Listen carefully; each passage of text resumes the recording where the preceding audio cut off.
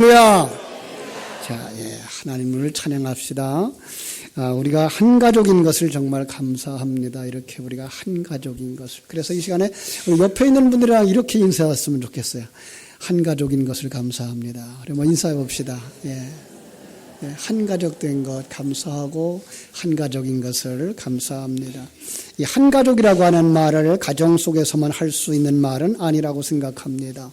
하나의 구역 속에서 또 하나의 교회로 하나님이 나를 천국까지 인도하시는 그 길에 옆에 있는 사람, 길동무를 이렇게 주셔서 것 감사를 드리고 때로는 선생님으로 때로는 제자로 묶여주셔서 깨닫기만 한다면 우리는 정말 하나님 앞에 언제나 고마움을 전할 수 있는 사람, 그리고 이웃에게 옆에 있는 분들에게 고마움을 전할 수 있는 그런 열린 사람들이 되어야 할 줄로 믿습니다. 지난주에 성막을 통해서 구원을 계시하셨다고 살펴보았는데 얼마나 기억들 하시나요? 구역 예배를 통해서 한 번쯤 그려보자 그랬는데 그려보셨어요? 이렇게 울타리를 치고 울타리 속에다가 이제 문을 만들고 문에서 들어가면서 번제단을 그리고 번제단과 그 성막 가운데에 물두멍을 그리고 들어가면서 이제 성소가 깜깜한 곳이라서 남쪽에 등대가 있고 북쪽에 떡상이 있고 그리고 지성소를 향해서 이제 분향단이 있고 향불 피는 곳이죠. 그리고 지성소와 성소를 가로막고 있는 휴장, 그것이 예수 그리스도가 십자가에서 못 박힐 때 찢어져서 성도들은 이제 그대로 지성소에 들어갈 수 있는 사람이 됐다. 그 지성소는 바로 거기에 법궤가 있는 장소로 사방이 다 나무 위에 금으로 쌓여진 벽, 사방이 똑같은 크기로 되어져 있는 바로 그런 곳이다라고 얘기를 했습니다. 자, 그러면서 그 법궤 위에 천사 둘이 이렇게 마주 서 있는 걸 우리가 봤어요. 그죠? 왜 그렇다고요? 그 안에 돌비가 2개 있어요. 두 번째 돌비. 그리고 광야에서 먹었던 만나를 담았던 항아리. 그리고 아론이 그 싹났던 지팡이, 이런 것들이 그 안에 들어가 있다 그랬어요. 그것이 죄인의 상징이라서 죄인이 그 천국을 상징하는 지성소에 들어올 수 없었을 텐데 어떻게 여기 들어왔지? 라고 의아해해서 바라보는 모습이 바로 그 두 천사가 그 자리를 내려다보고 있는 장소라 그랬고, 그런데 거기에 바로 하나님의 은혜가 시행되는 곳이라 그래서 그 뚜껑, 바로 두 천사의 발밑을 시은소, 은혜가 시행되는 장소라는 말을 쓴다 그랬습니다. 그렇죠? 그래서 이제 우리가 참 그 성막을 통해서 베풀어 주신 하나님의 은혜를 이렇게 기억할 수 있도록 해 주셔서 참 감사를 드렸습니다. 그런데 이 역사가 지나가면서 이 성막은 성전으로 바뀌죠. 언제쯤 성전으로 바뀌었을까요?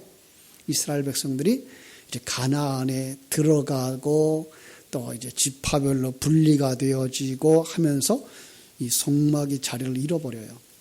그리고 성막 안에 있었던 언약궤의 자리가 이렇게 한동안 방황을 하죠. 그때에 사울 다음으로 왕위에 오른 다윗 왕이죠.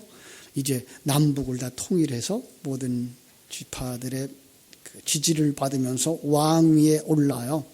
그리고 나서 그가 하나님의 은혜를 다시금 생각하면서 이 아비나답의 집에 있었던 법궤를 그 하나님의 성 다윗성으로 예루살렘으로 가져오려고 하는데 첫 번째 방법이 잘못돼가지고 한번 큰 사고가 났죠.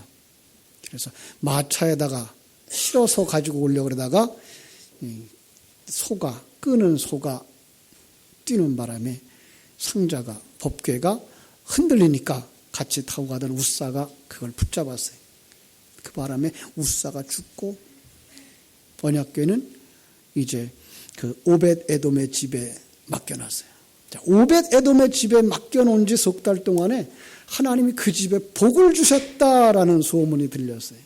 그리고 이제 다윗은 어떻게 하면 그걸 가지고 올라올 수 있을까를 묵상하다가 하나님의 방법은 마차에 실어서 끌고 오는 것이 아니라 바로 사람들이 어깨에 메고 가는 것이구나. 그래서 이제 사람들을 선별하고 그 사람들과 함께 그 법궤를 가져다가 예루살렘 성에다 둡니다.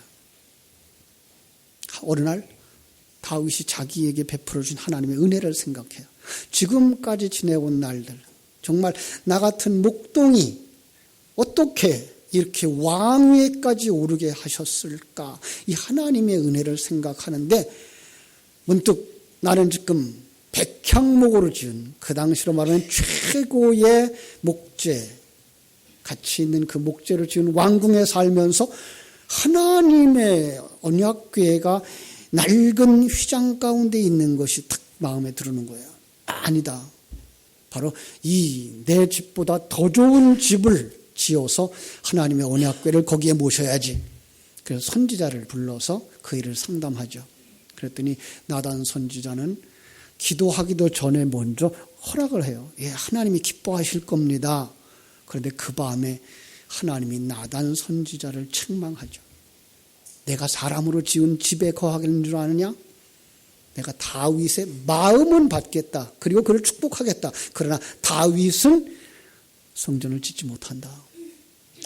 나중에 이제 이 다윗이 역대상 28장 3절에 가면은 그때를 이렇게 말합니다. 하나님이 내게 이르시되 너는 전쟁을 많이 한 사람이라 피를 많이 흘렸은즉 내 이름을 위하여 성전을 건축하지 못하리라 하셨느니라. 그러면서 다윗이 일어나서 백성들에게 이렇게 말해요. 나는 우리 하나님의 언약궤를 모실 성전을 지으려고 준비하여 왔다. 예. 다윗이 지금 여기서 하나님이 다윗의 이 이야기를 통해서 들춰내고 싶은 건 바로 이 부분이에요. 다윗은 뭐 하는 사람이요? 성전을 짓기 위해 준비한 사람. 그리고 자기가 이제 지으려고 했던 성전의 설계도를, 그리고 그동안 모았던 금은 보화, 다 내려놓고 백성들에게 그렇게 얘기를 하죠. 백성들. 내가 이렇게 준비했는데 여러분들도 여기에 참여했으면 좋겠다. 그래서 이제 금은 보화가 많이 모여집니다. 자, 이것이 바로 구약의 역할, 성전을 지을 수 없는 자의 역할입니다. 이 구약이라고 하는 그릇은 그 그릇에 진리를 담아서 우리에게 주도록 되어져 있는 것이지 그 자체가 성전이 아니라고 하는 사실입니다. 다윗은 준비했고 그래서 은혜를 상징하고 신약을 상징하는 솔로몬은 성전을 건축하는 겁니다. 바로 그 성전 속에는 하나님의 영이 거하시는 곳이라는 이야기를 담아서, 자, 솔로몬이 성전을 짓는데 그 성전이 얼마나 화려하고 웅장한지 모릅니다. 사람들이 그 앞에 서기만 하면 그냥 작아져요. 성전이 얼마나 큰지. 그런데 그러다 보니까 성전 안에 있는 사람들이 커지기 시작합니다. 제사장들의 어깨가 올라가고 레위인들의 어깨가 올라갑니다. 그걸 가지고 있는 왕의 어깨가 올라갑니다. 그래서 그때부터 주변 국가들을 지배하고 그들을 통해서 조공을 받는 나라가 됩니다. 그런데 그렇게 교만하면 사람이 어떻게 된다고요? 하나님을 기뻐하지 않는다고요. 그 교만에 빠지자 그는 다윗이 사용하던 왕궁보다 더 크고 성전보다 더 큰 자기 왕궁을 짓기 시작합니다. 여기서부터 망하는 겁니다. 하나님이 그 형태를 기뻐하지 않습니다. 여러분, 이 세상 속에서 화려한 성전을 지은 나라들 치고 복음의 진리를 바르게 가지고 있는 나라가 없습니다. 성전을 그렇게 크게 죽이고 성전 안에 있는 그 종교와 정치가 하나 되어진 나라치고 바로 선 나라가 없습니다. 하나님이 이 솔로몬 40년, 주전 930년에 이 나라를 두로 나눠버립니다. 그리고 왕들의 싸움들이 그 속에서 일어나면서 북쪽 이스라엘은 주전 722년에 아수르에 의해서 완전히 멸망합니다. 그리고 남쪽 유다는 하나님이 그래도 그 다윗의 혈통, 다윗과 약속한 그 약속을 지키려고 주전 586년에 이 바벨론의 느부갓네살에 의해서 점령을 당하는데, 그 점령당할 때에 솔로몬 성전이 무너지게 됩니다. 그렇게 화려했던 성전이 무너지고 그 안에 있었던 모든 기물들이 다 빼앗겨져 갑니다. 그 후에 70년, 이제 성전의 터가 완전히 들깨들이 노는 장소가 되어버린 상태. 하나님께서 요즘 새벽에 읽는 성경 에스라서에서 밝힌 것처럼 바사라고 하는 나라가 바벨론을 점령하고 그 나라의 바사 왕국에 처음 세워지면서 이 고레스 왕이 하나님 앞에 은혜를 입고 하나님의 명령을 따라서 유대인들에게 고향에 돌아가서 성전을 건축해도 좋다라고 허락을 합니다. 그때의 일부의 사람들만 돌아가죠. 나머지는요, 그냥 바벨론에 사는 게 습관이 되어졌고 거기에 삶의 터전이 마련됐다고 안 돌아가는 거예요. 자, 거기에 돌아온 사람들, 그들은 어떤 생각을 가지고 성전을 건축하는가 하면 또다시 바로 자기들이 강국이 되어지기를 원하는 욕망을 가지고 다윗 시대의, 솔로몬 시대의 그 하나님을 생각하면서 성전을 짓는 겁니다. 그런데 자기들의 힘이 부족합니다. 왜? 포로로 있던 그들이 가지고 있는 재물이 얼마 되질 않아요. 그래서 그것 가지고 정성껏 짓지만 화려하지 않고 크지 않아. 그래서 애통하는 사람들이 나옵니다. 이게 인간의 속성입니다. 자기들의 성전을 짓고 싶은 거예요. 신전을 짓고 싶은 거예요. 다른 사람들이 그 앞에 오면 기가 죽을 만한 그런 건물을 짓고 싶은 거예요. 그런 신을 가지고 싶은 거예요. 하나님이 기뻐하지 않죠. 그래서 주전 63년에 로마의 폼페이 장군에 의해서 다시 이 스룹바벨 성전이 완전히 무너집니다. 그리고 주전 20년에 로마의 식민지를 하면서 헤롯이 유대인들의 환심을 사기 위해서 정책적으로 아주 큰 성전을 짓습니다. 외형은 9년 동안 지었다 그래요. 그런데 내부 공사만 63년이 걸렸대요. 그래서 주후 80년, 한 70년에 완성됩니다. 63년에 완성됩니다. 80년 동안 지었어요. 그런데 주후 70년에 이 로마의 티투스 장군에 의해서 또 무너집니다. 지금 그 무너지기 직전에 오늘 본문의 이야기가 나오는 겁니다. 자, 오늘 본문의 이야기가 나오는 그 배경은 이렇게 길고 길어요. 그런데 그들이 유대인이에요. 그런데 지금 이방인에 의해서 성전이 지워지고 내장이 되어지고 있는데 그들의 마음 속에는 여전히 이렇게 신전을 크게 지으면 우리의 신이 큰 신이 되어져서 로마를 이길 거다라는 생각을 가지고 있는 거예요. 이거 스룹바벨 성전 지을 때도 그랬다고 그랬죠. 이게 성전을 짓는, 보이는 성전을 짓는 이들의 마음인 거예요. 그런데 성경은, 하나님은 내가 사람이 지은 집 가운데 거하는 존재냐? 라고 말씀하십니다. 자, 성전은 그냥 성전을 통해서 어떤 진리를 계시하고자 하셨다라는 이야기를 하거든요. 그래서 오늘 말씀의 제목이 뭐예요? 성전을 통해서 계시하는 구원이죠. 우리 한번 따라 합시다. 성전은 구원을 설명하는 계시의 도구이다. 예배당, 예배할 수 있는 공간 필요합니다. 함께 공동체 훈련해야 될 것이 필요합니다. 그런 나중에는 사실 이 바벨론으로 포로되어져 가면서부터 그들의 성전의 개념 속에서는 진리의 말씀을 나누는 강론, 그래서 회당이라는 이름으로 바뀌고 이제 성전은 교회라는 이름으로 바뀌어지게 되죠. 그러나 그럼에도 불구하고 예배당은 필요합니다. 예배하는 장소. 그런데 이제까지 가지고 왔던 성전의 개념은 어떤 것이죠? 거기 하나님의 임재가 있는 곳이라는 장소의 개념을 가지고 있었던 거예요. 물론 예배해야 됩니다. 그리고 모일 수 있어야 됩니다. 거기에 하나님의 임재가 분명히 있습니다. 그러나 그 사람들이 가지고 있는 생각 속에는 시대에 따라서 그 개념이 변했다라고 얘기를 합니다. 제단 시대에 그리고 성막 시대, 그리고 성전 시대 이렇게 형태가 바뀌어지면서 개념도 바뀌어졌다고 생각을 하는데 하나님의 관점을 가진 사람들은 그것을 보지 않습니다. 하나님의 관점을 가진 사람들은 시대에 따라서 제사하는 모양이 다르고 교회의 그 성막의 모양이 다르고 그렇지만 그 안에 담겨준 진리는 언제나 변함이 없다라는 사실을 믿습니다. 그렇습니다.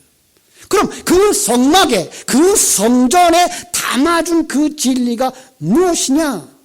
오늘 본문이 그걸 얘기하고 있는 겁니다. 오늘 본문은 이렇게 보이는 건물로서의 성전을 중요시하는 이들에게 생각의 전환점을 이루는 고정된 그 관념 속에서부터 개혁의 정신으로 돌아가는 그것을 요구하는 부분입니다. 그래서 6월절 전입니다. 자, 6월절 전에 예수님이 예루살렘으로 올라가셔서 성전에 들어가자 성전 안에 뭐가 있습니까? 소 팔고 양 팔고 돈 바꿔주는 사람들이 있습니다. 이걸 많은 사람들이 성전 안에서는 그 당시에 성전으로 꾸며진 그 성소나 지성소 안에서는 그 일을 하지 않았을 거다. 그건 바로 성전 뜰에서 했을 거다라고 말하는데 성경은 그렇게 표현하지 않고 그걸 성소에서 성전에서 했다라고 이렇게 말하고 있는 겁니다. 왜 그럴까요? 이것은 우리의 모습을 계시해 주고 있기 때문에 그렇습니다. 자, 먼저 이런 거 생각해 보십시오. 지금 그 소와 양을 가지고 와서 파는 그들, 돈을 바꿔주는 그들을 향하여서 뭐라고 예수님이 말씀하시는가 하면 내 아버지 집으로 장사하는 집을 만들지 마라 라고 말하고 있는 거예요. 여러분, 성도들이 신앙생활 가운데에서는요, 처음 교회에 나오면 마음속에 이 장사꾼의 심보가 있다는 거예요. 장사가 뭡니까? 조금 투자하고 많은 이득을 얻고 싶은 거예요. 그러니까 성도들이 처음에 이 바른 신앙에 가지기 전에는 교회에 나오면 내가 하나님 앞에 드리는 작은 시간을 가지고 하나님 앞에서 영원한 시간을 얻기를 원하고 내가 조금 헌금을 드리고서는 많은 복을 받고 싶고 이런 장사하는 거예요. 심지어는 거래를 하는 거예요. 하나님 내가 이거 할 테니까 하나님 이만큼 복 주세요라고 하는 거래를 하는 심령이 있더라는 거예요. 자, 그래서 여기서 우리가 깨닫고 알 수 있는 건 성전이라는 것이 무엇이냐라는 것 다시 생각하게 하는 거예요. 그래서 여기에 질문에 동문서답 같은 이제 이야기가 나옵니다. 자, 유대인들이 물어봅니다. 아니, 당신이 이런 일을 행하니 무슨 표적을 우리에게 보일 거요? 라고 묻자 예수님이 대답을 합니다. 너희가 이 성전을 헐라 내가 사흘 동안에 일으키리라. 유대인들이 말이 안 되는 소리라고 생각하죠. 왜? 지금까지 46년 동안 지었다고. 그것도 나라의 힘, 왕의 힘을 가지고. 근데 당신 목수의 아들이잖아. 당신 무슨 힘이 있어서, 무슨 돈이 있어서 이 큰 성전을 헐어버리면 사흘 동안에 지을 수 있다고 비웃습니다. 그런데 또 여기 알아듣지 못하는 내용이 기록되어 있습니다.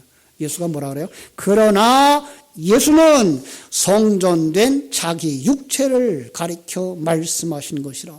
죽은 자 가운데서 살아나신 후에야 제자들이 이 말씀하신 것을 기억하고 성경과 예수께서 하신 말씀을 믿었더라라고 말씀하고 있습니다. 우리 하나님은 성경에 이 사실을 기록하면서 우리에게 무엇을 가르쳐 주시고 무엇을 계시하는 겁니까? 오늘 성도들에게 이렇게 말씀하는 겁니다. 역사 속에 등장했던 성전은 헐어져야 할 것들이라는 겁니다. 나는 거기에 진리를 담아서 너희들에게 알게 하고자 했던 그 계시의 도구였단다라고 말하는 거예요. 그렇습니다. 하나님은 이 세상을 만드실 때에도 이 세상에 영원히 존재하기를 바라면서 만든 것이 아니고, 하나님이 여러분을 이 땅에 태어나게 할 때에도 여러분이 어떻게 하든지 이 세상에서 오래 살고 영원히 살도록 여러분과 나를 만드신 것 아니라는 사실입니다.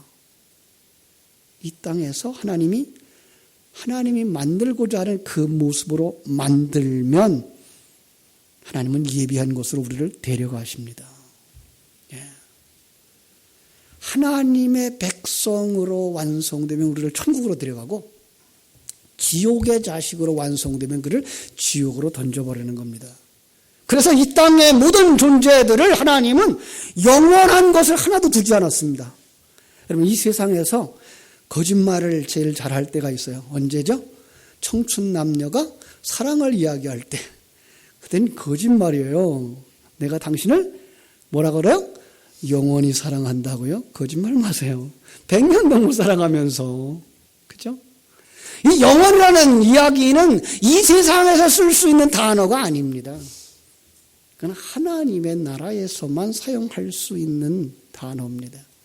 이 세상의 것들은 모두가 다 영원한 것이 없습니다. 심지어 단단해 보이는 돌도 시간이 지나면 부서지고, 철까지도 녹이 슬어서 망가지고, 우리가 집을 아무리 든든하게 잘 지어도 몇백 년이 지나가면 그만 망가지는 모습들을 우리가 보게 됩니다. 왜요? 하나님은 그것을 통해서 이 세상에는 영원한 것이 없고 하나님의 나라에만 영원한 것이 있는 것을 알게 하시는 겁니다. 믿습니까? 그래서 하나님은 솔로몬 성전도 부수는 겁니다. 여러분, 그것이 하나님이 지으시고 하나님이 지키신다 그러면 부서질 수가 없습니다. 무너질 수가 없습니다. 그런데 하나님은 그것이 무너지도록 허락하십니다.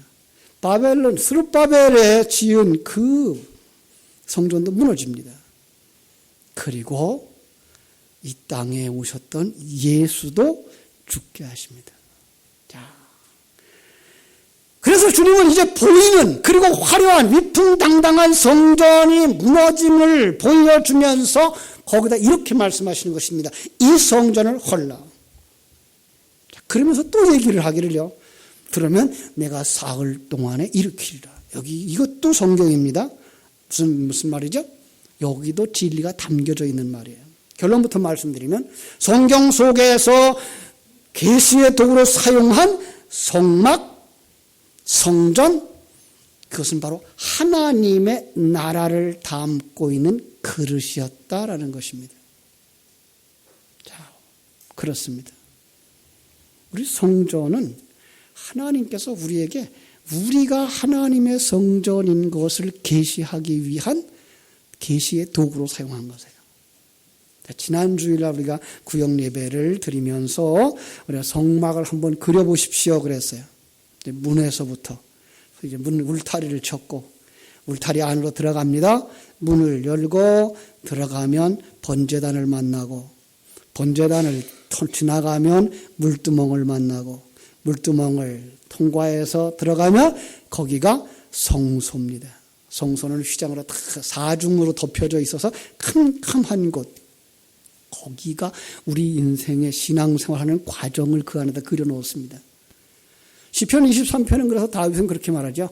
사망의 음침한 골짜기를 지날 때 바로 그 성소입니다. 그런데 거기에 우리가 캄캄한 곳에서 그냥 망하고 무너지는 것이 아니라 거기에 등대가 있습니다. 7개의 등잔이 달려있는 촛대와 같은 등잔대, 등대입니다. 거기서 불이 켜집니다.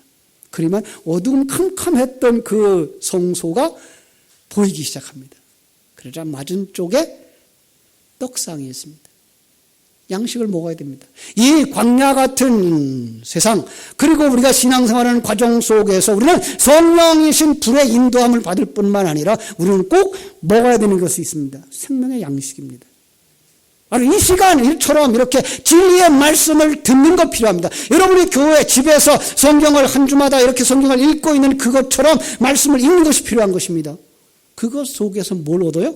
생명의 양식을 얻는 것입니다. 그리고 그 지식이 생명이 되기 위해서는 되새김질이 필요하다 그랬죠. 그 반복이 뭐예요? 그것이 바로 기도라 그랬습니다. 그래서 지성소 쪽에 향단이 있고 거기에 향은 끊임없이 피어 올라가게 됩니다. 자, 그러자 그 앞에 가로막혀 있는 휘장이 천정부터 아래까지 갈라져 있는 것을 보게 되죠. 그리고 그 안에 딱 들어갑니다. 들어가자 거기서 놀라운 걸 발견하게 되는데 온통 사면이 전부 다 황금으로 쌓여져 있습니다. 자, 그리고요 거기는 가로, 세로, 높이가 똑같습니다. 성막을 그려보신 분, 가로, 세로, 높이가 몇 규빗 아시는 분 퀴즈. 10규빗. 예. 그냥 한 대략 잡아서 5m 정도의 길입니다. 근데 전부 다 금입니다. 그런데 거기에 더 놀라운 것은 그 안에 언약궤가 있습니다. 법궤라고도 말하죠. 그리고 법궤 속에는 돌비가 있습니다. 십계명이 들어가 있어요. 두 번째 돌비. 그리고 만나 항아리. 그리고 아론의 쌍난 지팡이가 있어요. 이게 다 인간이 범죄했던 순간들을 기념하는 상징물들입니다. 마땅히 하나님 앞에 저주를 받고 지옥에 떨어져야 할 인생들의 상징인 것입니다. 그런데 그가 어떻게 이 천국을 상징하는 성막의 가장 중심부 지성소에 들어왔습니까? 그것을 의아해하고 있는 것이 양쪽에 있는 천사입니다. 천사들이 어떻게 이들이 여기 들어왔지? 그때에 하나님께서 대제사장에게 그걸 가르쳐주게 만들죠.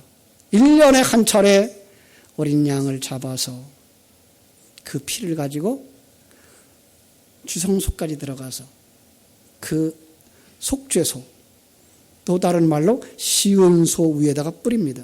이렇게 은혜를 시행하는 장소가 바로 여기야. 이들은 이 어린 양이신 성자 하나님의 죽으심으로 말미암아 여기까지 두른 거야 라고 말씀을 하는 거예요. 그렇습니다. 바로 이 가로, 세로, 높이가 똑같은 장소가 요한계시록에 그려져 있다 그랬어요. 요한계시록 21장에 가면은 하늘로부터 새 성 예루살렘이 내려오는데 그 성이 곧 성전이고 성전은 곧 그 성이에요. 다시 말하면 지금 우리가 성전이라고 말하지만 그 성전은 곧 천국을 상징하고 있다라는 것을 알려주고요. 그래서 그 새성 예루살렘이 가로 세로 높이가 12,000 스타디온, 12,000 스타디온, 12,000 스타디온입니다. 거기에는 바로 놀라운 비밀이 숨어져 있습니다. 하나님께서 바로 우리를 성전이라고 말하고 계시는 겁니다. 자, 고린도전서 3장 16절을 기억하시기 바랍니다.